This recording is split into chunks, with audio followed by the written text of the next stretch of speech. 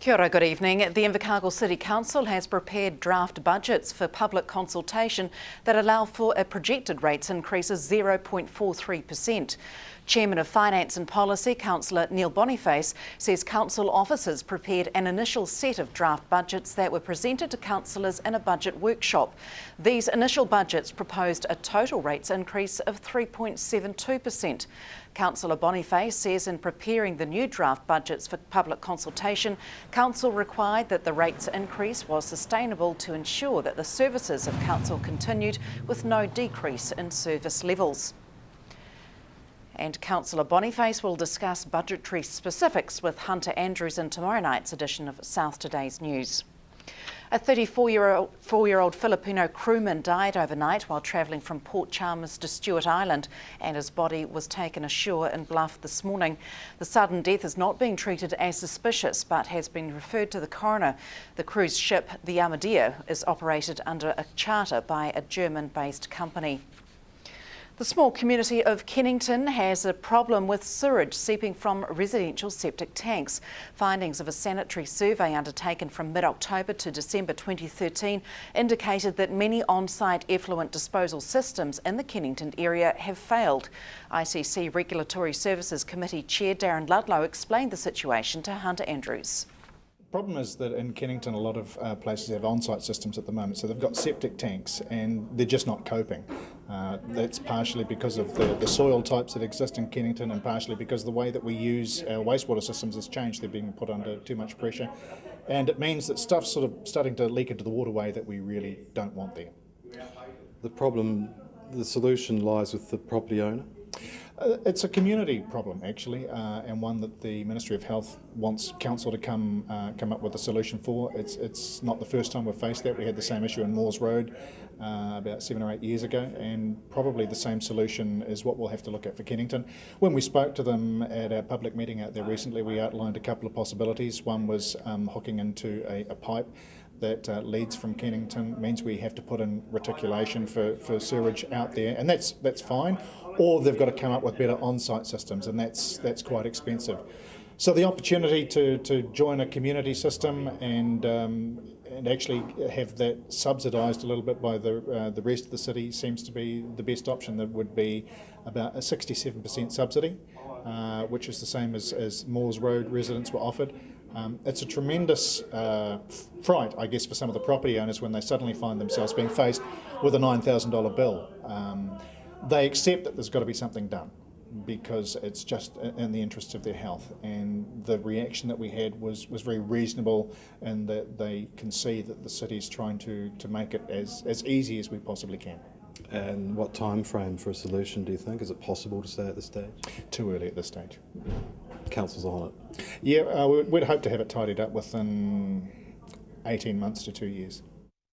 Final design work for Invercargill's new airport is nearing completion, and expressions of interest are being called for the main contractor. Architectural layouts and preliminary designs were completed in December, and detailed design work is almost finished.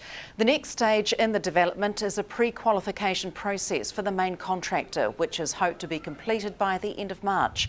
Construction work includes the demolition of the existing building, construction of the new terminal building, and a temporary baggage claim enclosure. Expressions of interest will also open for the cafe operation next week. The project has an estimated completion date of December 2015. Glorious weather drew a good crowd to the Tay Street campus at the Southland Institute of Technology today. Orientation Week Day 4 had new students throwing gumboots, pricking prizes and shooting hoops with Southland Steel and Southland Sharks players. Brutus the Bull, the mechanical bull, suffered heat stroke, and there was another heat in the talent quest, with one new Chinese student giving an acoustic rendition of a native song. Chief Barbecue Chef Murray Heath of Westpac had the unenviable task of cooking sausages in the heat of the day, and several contestants were pushed to their limits in the Fear Factor Challenge. Today we have 5 things for people to eat. First, we're starting off with tuna mixed up in ice cream on a cone. Secondly, we have a shot of really strong coffee. We have, what have we got, an egg with a worm in the bottom of the glass, sardines and LMP. and yeah, that's all we have today. How do you come up with these combinations? Well, last year we done it last year, and they were pretty low key, like we had lemons and stuff, so we thought we'd beef it up a bit this year, and so we sat down and come up with these combinations. And any adverse effects so far? No, not yet. After the break, the Battle of the Houses begins on the rugby field at Southland Boys High School, and the puny stream goes under the microscope.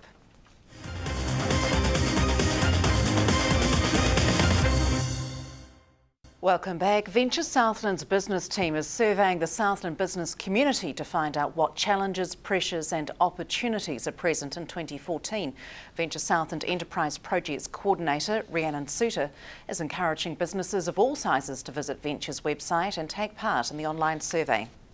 It's a good opportunity to take the pulse of the Southland business community, see how they feel about the business environment generally and their business as well. And it's an online survey, isn't it? So people can just sit down and log on through the Venture website and fill it out from there? That's right. It's an online survey. It's really easy to complete. Just visit venturesouthland.co.nz and click on the link, and it takes about 10 minutes. What sort of participation are you hoping for, and what sort of businesses? Well, we would like as many businesses as possible to respond to this survey. Obviously, the more companies that put their information and views forward, the better the picture that will give us. But we need at least sort of 380 businesses to participate to give us a 95% confidence rate in the results. And those results will be used for what in the future? What sort of, how will that information be used? Venture Southland will use that information in terms of developing strategic projects, making sure that what we're doing is in line with what need is in the community, as well as looking at how we deliver the range of business services that we have here.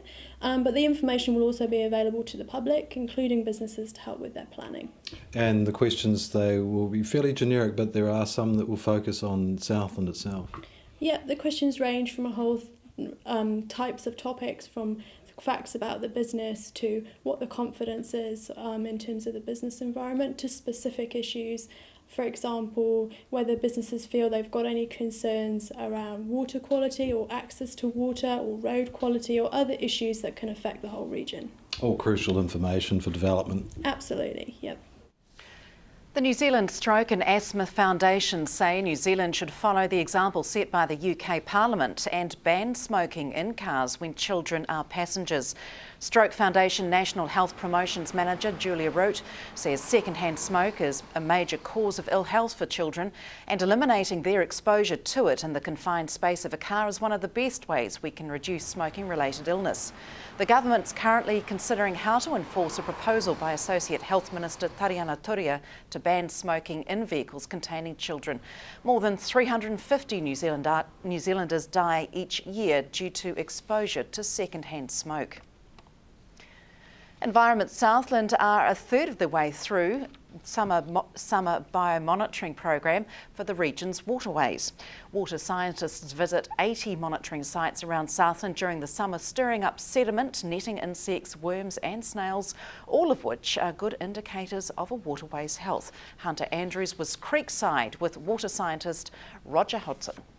Today we're here in the Otapuni Creek collecting macroinvertebrate samples, which are the bugs and insects that live in the river, as well as monitoring how much algae is growing in this river. And the work's part of a program that we carry out over the entire region, across almost 80 sites, from a range of areas, including the sort of mountainous areas like Waikaia, Piano Flat, downstream through the middle reaches of all our main rivers, as well as picking up some of the small hill country contributions, and then across the lowland plains of Southland as well.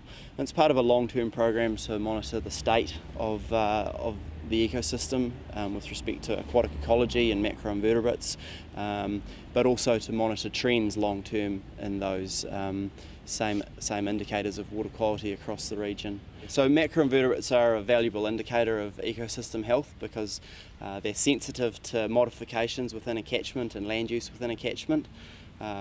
Typically in Southland we see that our highly modified catchments, including these urbanised streams, have a relatively high level of impact. That is, the sensitive species, including some of the mayflies and caddisflies, for example, are often not observed at those highly impacted or highly modified sites. While the more natural sites, those that retain catchment forestation, those that have had minimal sort of bank disturbance and channel modification, often have relatively higher scores around the region. So accordingly we see that sites in a lot of lowland areas and highly sort of utilised areas are impacted, while mountain and hill country sites are often less impacted.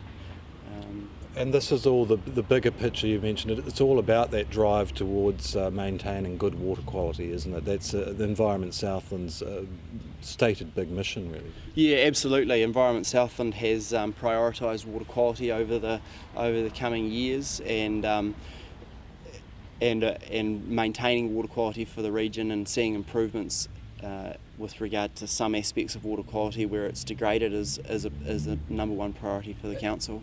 In addition to this summer biological monitoring, we also monitor water quality every month around the region, and we carry out investigations. And then in addition to that, our compliance team carry out monitoring of resource consents around the region, and also follow up and investigate reported pollution incidents. So if people report an incident via the Environment Southland 0800 phone number, then one of those team members will respond to that incident. Hundreds of Southland students swapped their school uniforms for body paint today. Close to 1,000 students took part in the Southland Boys High School Athletic Standards Day. Covered in body paint, the boys proudly displayed their 5 different house colours while competing in a range of events, including track, high jump, discus and javelin. The day is used as a qualifier for the school's Championships Day, scheduled for a week's time. The annual event's an initiation for young students entering the school to show winning is important, but so is having a go. And that's it from the news team. Weather is up next. Good evening.